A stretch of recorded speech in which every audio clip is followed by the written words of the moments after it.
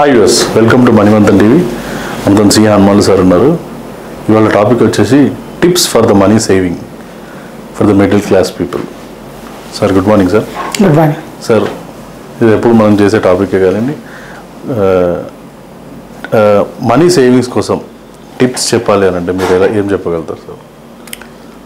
అంటే సేవింగ్ అనేది మస్ట్ మాకు ఆలోచన ఉండాలి. ఏ వ్యక్తి అయినా కానీ సేవింగ్ చేయాలని ఆలోచన ఉండాలి. ఇప్పుడు చాలామంది పిల్లల బర్త్డే కానీ ఫంక్షన్స్ కానీ గిఫ్ట్స్ ఇస్తుంటారు. కొందరు క్యాష్ ఇస్తుంటారు, కొందరు గిఫ్ట్స్ ఐటమ్స్ ఇస్తుంటారు. ఆ క్యాష్ని ఏం చేస్తున్నాం మనం? కొందరు ఏం చేస్తారో ఆ అమౌంట్ తీసుకెళ్ళి ఎంతనే కానీ దాన్ని బ్యాంకులో డిపాజిట్ చేయడము, పిల్లల భవిష్యత్తు కొరకు బర్త్డే కానీ లేకపోతే ఫంక్షన్ వచ్చినప్పుడు బర్త్డే కోసం ఉపయోగపడతాయని చెప్పి డిపాజిట్ చేస్తారు, లాంగ్ టర్మ్ డిపాజిట్ చేస్తారు అనమాట. కొందరు ఏం చేస్తారు, అదే డబ్బుని తీసుకెళ్ళి ఆ పిల్లలకైతే కొని ఇచ్చేస్తారు, ఖర్చు పెట్టేస్తారు. లేకపోతే అదే డబ్బు తీసుకెళ్ళి ఇంటి ఖర్చు కోసం వాడుకొని ఏదో చేస్తుంటారు. అప్పుడు ఏమైందంటే మా పిల్లల కోసం కొనిచ్చింది మిగలదు, ఖర్చు పెట్టింది మిగలదు, కానీ దాని డిపాజిట్ ఎక్కడ పెట్టుబడి పెట్టింది భవిష్యత్తులో పిల్లలకు ఉపయోగపడుతుంది అన్నమాట. కాబట్టి సేవింగ్ అనేది మన మైండ్లో ఉండాలి, సేవింగ్ చేయాలి అనేది. అంటే ఇంతకుముందు చెప్పినట్టుగా మనకు 1000 రూపాయలు వచ్చిన వాళ్ళు 20,000 వచ్చిన సేవింగ్ చేయొచ్చు, 2 లక్షలు వచ్చిన సేవింగ్ చేయకపోవచ్చు. ఆ మెంటాలిటీ కావాలి మనకు సేవింగ్ చేయాలనేది. ప్రతి చోట అవకాశం ఉంటుంది మనం సేవ్ చేయడానికి. ఇప్పుడు మనం కూడా చాలామంది ఉద్యోగం వస్తుంది, రోజు వస్తుంది, కొందరికి వేజెస్ వస్తాయి, డైలీ వస్తాయి. అప్పుడు ఏం చేయాలి? వచ్చిన దాంట్లోకి 10% 15% పక్కా పెట్టేసేయాలి. కొందరు ఏం చేస్తారు, వ్యాపారం చేస్తుంటారు, చిన్న వ్యాపారం రోడ్డు మీద చేయడం కానీ చేస్తుంటారు. కూరగాయలమ్మ కానీ పళ్ళు పువ్వులు ఇవన్నీ ఇంచుమించు 10 కోట్ల మంది జనాభా అదే మీద ఆధారపడి ఉంటారు. వాళ్ళు ఏం చేయాలి? ఇవాళ 2,000 వచ్చిన కలెక్షన్ 2,000 సేల్స్ వస్తే ఒక 100 రూపాయలు పక్క పెట్టేసేయండి. 4,000 వచ్చినా కూడా 200 పక్క పెట్టేసేయండి. ఇట్లా రోజు పెట్టుకుంటూ పోండి. అది it should buy habit. Systematic investment plan SIP లాగా చేసుకుంటే ఖచ్చితంగా ఖచ్చితంగా ఫాలో కావాలి. అయితే ఖచ్చితంగా మీకు కొంచెం అయిన తర్వాత ఒక 1 year 2 years తర్వాత అప్పుడే ఏర్పడుతుంది మనకి ఎంత ఫైనాన్షియల్గా మనం ఎంత స్ట్రాంగ్ ఉన్నాం అనేది. ఇప్పుడు ప్రస్తుత పరిస్థితుల్లో డబ్బు లేకపోతే బతకడం కష్టం. అదే మాదిరిగా డబ్బు అనేది ఎలా వస్తుంది అని అంటే వచ్చిందని రావడం వేరు, దాన్ని కాపాడుకోవడం వేరు. ఈ రెండు ముఖ్యం అన్నమాట. కానీ చాలామంది ఏం చేస్తారంటే వస్తుంది కదా వచ్చిందని లెక్కేస్తారు, కానీ మిగిలిచింది ఎంత, నీకు ఎంత వచ్చింది కదా ఎంత మిగిలింది ఎంత, అది ఇంపార్టెంట్. అక్కడ 2 లక్షలు సంపాదించిన మిగిలేదు, ఏం ప్రయోజనం అది? 20,000 సంపాదించిన 2,000 3,000 మిగిలించి అనుకోండి, అది బెటర్. ఇంకా ఇది ఆలోచించాల్సిన అవసరం ఉంది. మనకి ఎంత వచ్చింది కదా ఎంత మిగిలిచ్చాము, మనం భవిష్యత్తు కొరకు ఎంత మిగిలిచ్చాము, రేపటి కూడా ఎంత ఉంచాము అనేది ఇంపార్టెంట్. అది దాని ప్రకారం మనము ఎప్పుడు పిల్లల చదువులకు అవసరం ఉంటుంది, ఒక 4 సంవత్సరాల తర్వాత అప్పుడు పిల్లల కోసం పెట్టుకోవచ్చు, లేకపోతే పెళ్ళిళ్ళ కోసం పెట్టుకోవచ్చు, లేకపోతే ఇల్లు కొనాలని పెట్టుకోవచ్చు, లేకపోతే కారు కొనాలని పెట్టుకోవచ్చు, దేనికోసం పెట్టుకోవచ్చు. దానికి ఖచ్చితంగా లోన్ దొరుకుతుంది అని కాదు, లోన్ దొరకడం అనేది వేరు, కానీ నీ సొంత సేవింగ్ ఎంత ఉన్నది అది ఇంపార్టెంట్ అక్కడ.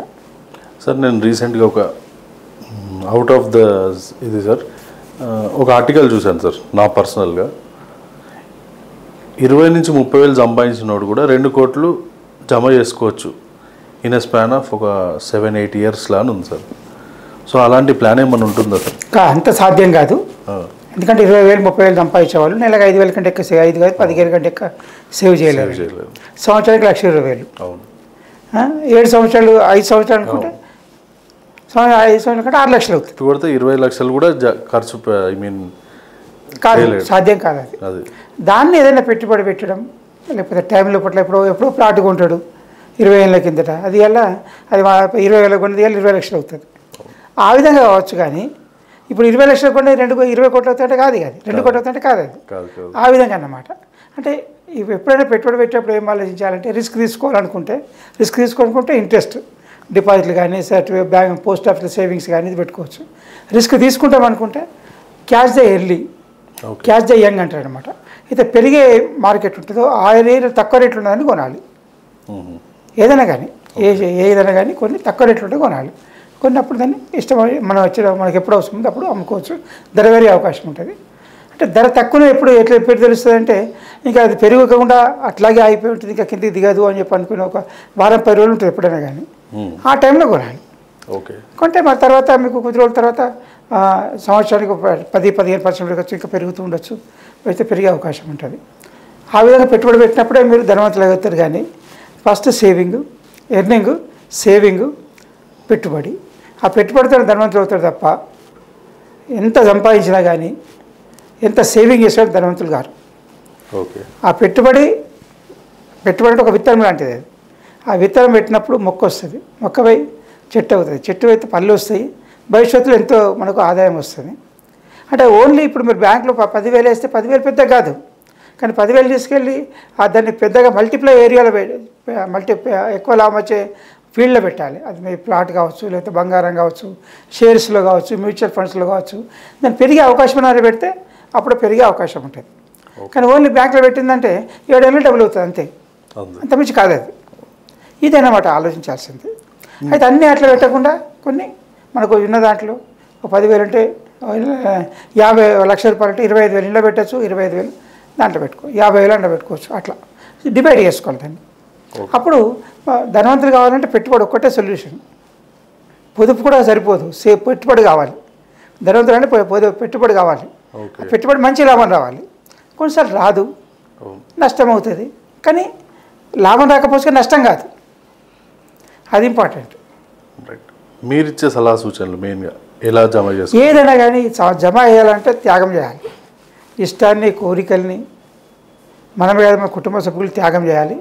కమిట్మెంట్తో మనకు వచ్చిన దాంట్లో అయితే ఖచ్చితంగా పక్కన పెడతాను నిర్ణయం తీసుకొని ఆ విధంగా చేస్తేనే అవుతుంది.